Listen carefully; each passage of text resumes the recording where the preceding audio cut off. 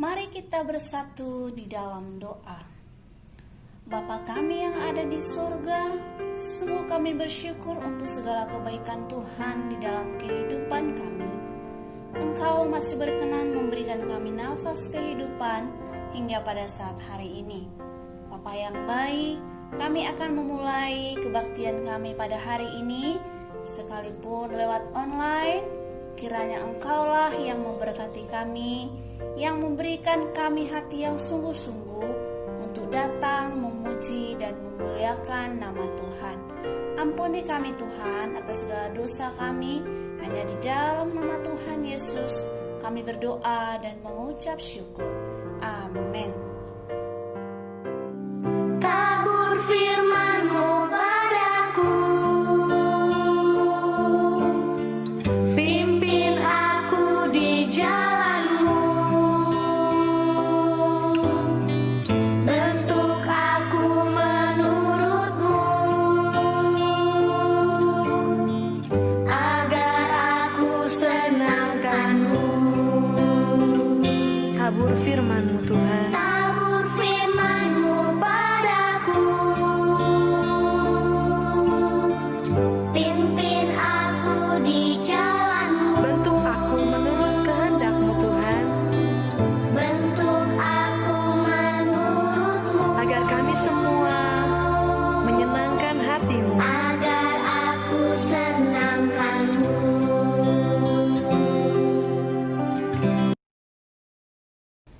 Mari kita buka Alkitab kita. Kita akan mendengarkan firman Tuhan yang tertulis di dalam Lukas pasal 10 ayat 25 sampai 37. Ibu akan membacakan di ayat ke-33. Dengarkan kebenaran firman Tuhan.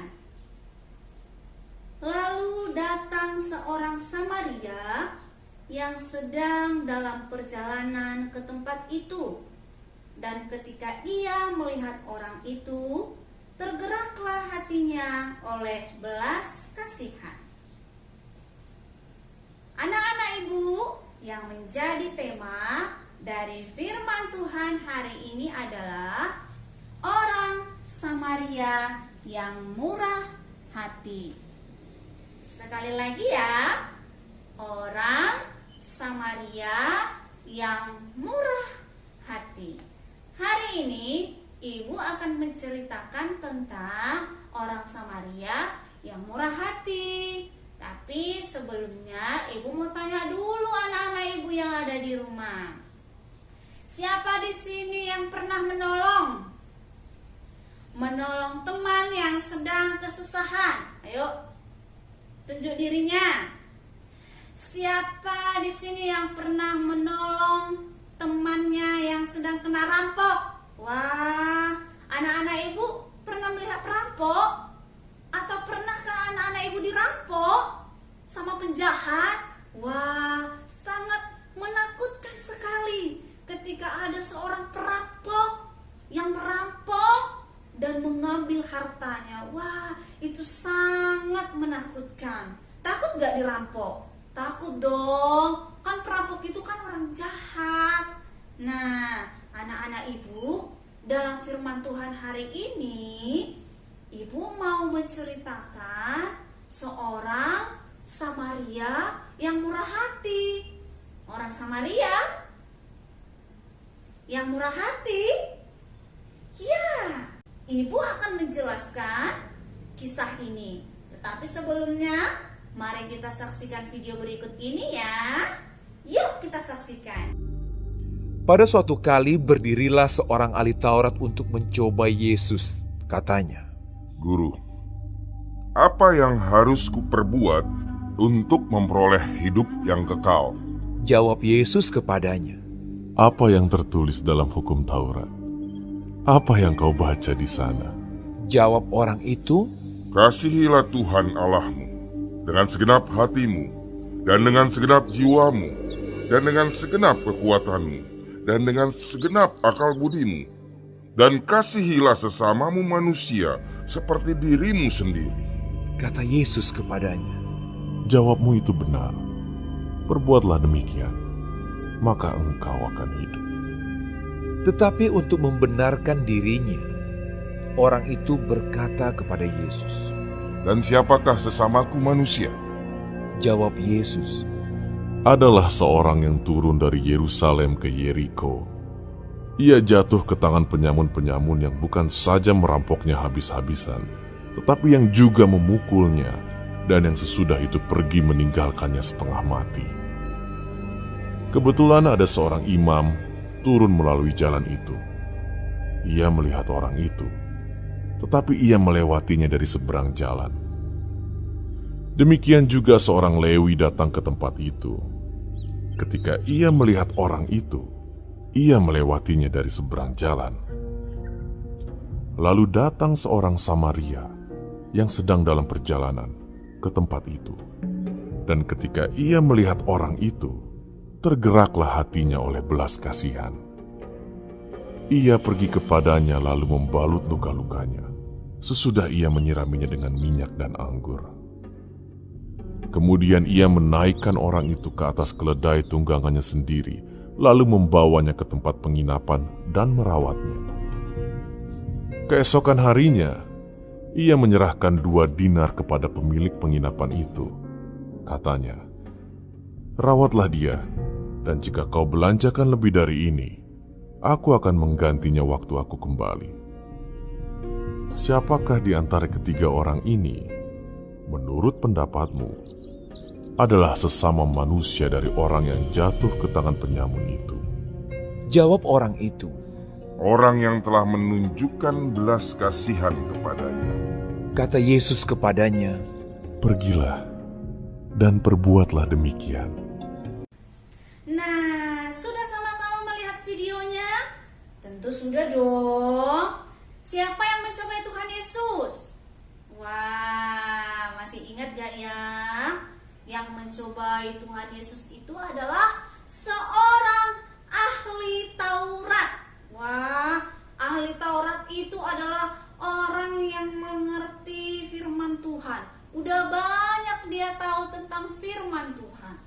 Dia udah menguasai isi firman Tuhan. Namanya juga ahli.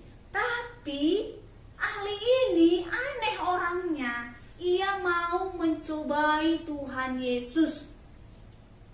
Ia datang kepada Tuhan Yesus, lalu ia bertanya sama Tuhan Yesus. Dibilangnya seperti ini sama Tuhan Yesus. Guru katanya sama Tuhan Yesus. Guru, apa yang harus kulakukan supaya aku memperoleh hidup yang kekal? Wah, itu pertanyaannya. Lalu Tuhan Yesus jawab begini. Apa yang kamu baca? Apa yang kamu dengarkan? Lalu ahli Taurat menjawab, kasihilah Tuhan Allahmu dengan segenap hatimu, dengan segenap jiwamu, dan dengan segenap akal budimu. Kasihi jugalah sesamamu manusia seperti dirimu sendiri. Nah, itu jawaban ahli Taurat. Lalu Tuhan Yesus bilang begini, pergilah, lakukanlah hal itu. Tapi ahli Taurat ini belum puas juga. Ia malah bertanya lagi, siapa sesamaku? Wah, pertanyaannya itu, siapa sesamaku? Anak-anak ibu yang ada di rumah, tahu gak siapa sesama kita? Ayo, siapa yang tahu? Jawab dulu dalam hati. Siapa sesama kita? Nah, Tuhan Yesus menjawab pertanyaan dari ahli Taurat itu dengan sebuah perumpamaan. Ceritanya seperti yang tadi, yang dalam video. Suatu ketika ada seorang yang sedang dalam perjalanan dari Yerusalem ke Yeriko. Tapi pada saat di jalan ada perampok. Dia dirampok. Bukan hanya dirampok lagi, digebuki, bak, sampai babak belur. Bahkan dalam Alkitab bilang hampir setengah mati. Waduh, Kalau udah dibilang sampai hampir setengah mati, berarti sudah parah dia, dipukuli sama penjahat itu. Bukan hanya uangnya yang diambil, bukan hanya dirampok, tapi malah dipukuli lagi. Wah, sangat kasihan sekali dia. Tapi tidak lama kemudian ada loh seorang yang lewat. Yang lewat itu tahu siapa? Yang lewat itu adalah seorang imam. Wah, lewat dia. Gak ditolongnya, malah dia menghindar. Kemudian gak lama lewat lagi satu orang lagi, orang Lewi berjalan. Gak ditolong juga, dibiarkan juga seperti itu. Waduh, kasihan sekali. Padahal anak-anak ibu, imam itu sama orang Lewi itu tahu nggak kerjanya di mana? Kerjanya itu di bait Allah. Kalau sekarang dikatakan di gereja. Tapi kenapa ya imam itu sama Lewi itu nggak mau nolong? Kasihan kan? Makanya anak-anak ibu, kita mau kan menolong orang yang kesusahan? Mau kan? Kemudian tidak lama lagi lewatlah seorang Samaria. Wah, kalau ini udah terasa lega. Karena apa? Ketika orang Samaria ini lewat, lalu tergeraklah hatinya, belas kasihan, ditolongnya, dilapnya luka-lukanya, terus diangkat ke keledainya, terus diantarkan ke penginapan. Bahkan orang Samaria itu juga bilang begini sama yang punya penginapan itu, nanti kalau ada kerugianmu kasih tahu, nanti akan saya ganti. Luar biasa. Padahal orang Samaria itu yang gak kenal sama orang yang sedang dirampok itu. Tapi orang Samaria itu adalah orang yang tulus hatinya, yang mau menolong yang kesusahan. Padahal pada saat itu anak-anak ibu tahu tidak, orang Samaria sama orang Yahudi gak berkawan. Mereka itu gak akur. Tapi orang Samaria tidak membalas kejahatan dengan kejahatan. Orang Samaria itu tidak membalas rasa bencinya dengan kebencian. Sekalipun orang Yahudi tidak suka sama orang Samaria, tapi orang Samaria mau menolong. Karena hatinya tergerak oleh belas kasihan. Nah, anak-anak ibu, ada nggak teman-temanmu yang nggak suka sama anak-anak ibu? Atau ada nggak orang yang tidak kamu sukai? Mulai sekarang berdoa sama Tuhan Yesus. Kita harus mengasihi semua orang. Jadi apa yang mau diajarkan firman Tuhan hari ini? Firman Tuhan mau katakan kepada kita, kita itu harus mengasihi, tidak membeda-bedakan. Makanya ditanyakan oleh ahli Taurat itu, siapa sesamaku? Tuhan Yesus menjawab hal ini dengan memberikan makna dari perumpamaan itu, dari cerita itu. Sesama kita adalah semua orang,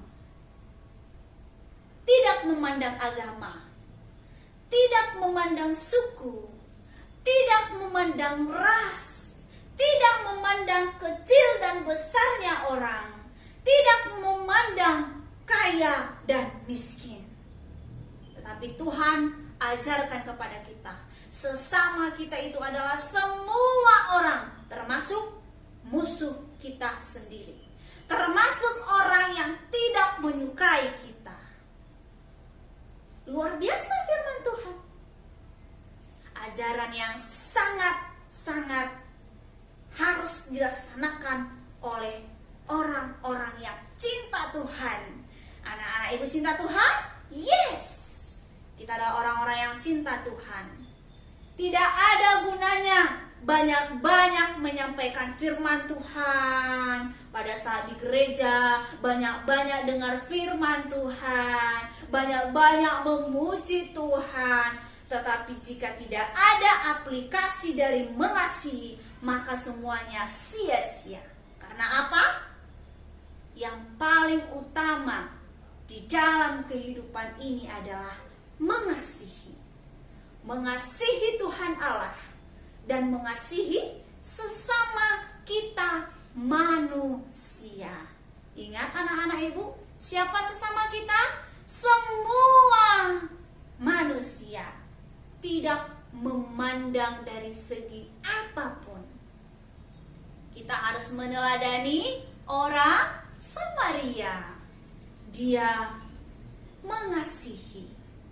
Apakah anak-anak ibu mengasihi? Mari mulai sekarang kita selalu mengasihi. Jangan pernah membenci. Jangan pernah membeda-bedakan. Supaya apa? Supaya benar-benarlah kehidupan kita itu adalah orang Kristen yang sudah dengar firman Tuhan, yang sudah diajari firman Tuhan. Mari kita lakukan firman ini sebagai pertanda kita percaya kepada Tuhan. Kita lakukan firman-Nya, yaitu mengasihi sesama kita manusia. Tetap kita mengandalkan Tuhan di dalam kehidupan kita. Karena di dalam mengasihi pun kita butuh pertolongan Tuhan. Terlebih mengasihi orang yang tidak menyukai kita, butuh anugerah pertolongan dari Roh Kudus. Oleh karena itu, mari sama-sama kita berjuang untuk mengasihi dimanapun kita berada. Mari kita satukan hati kita berdoa. Tidak henti-hentinya kami mengucap rasa syukur kami kepadamu ya Allah, untuk kesempatan yang telah Engkau anugerahkan bagi kami untuk boleh mendengarkan sebagian daripada firman. Tolonglah kami untuk selalu mengasihi dengan hati yang sungguh-sungguh kepada Tuhan dan kepada sesama kami manusia. Biarlah kami benar-benar menunjukkan bahwa kami cinta Tuhan, bahwa kami adalah anak-anak terang yang mampu mengasihi dimanapun kami berada saat ini. Kami percaya Tuhan, Engkau menolong kami, karena sungguh tanpa Engkau kami tidak akan mampu mengasihi dengan setulus hati kami. Tetapi biarlah Roh Kudus yang memampukan kami untuk mengaplikasikan firman-Mu ini di dalam kehidupan kami sehari-hari. Dengarkanlah seruan dan doa kami, hanya di dalam nama Tuhan Yesus kami berdoa dan mengucap syukur.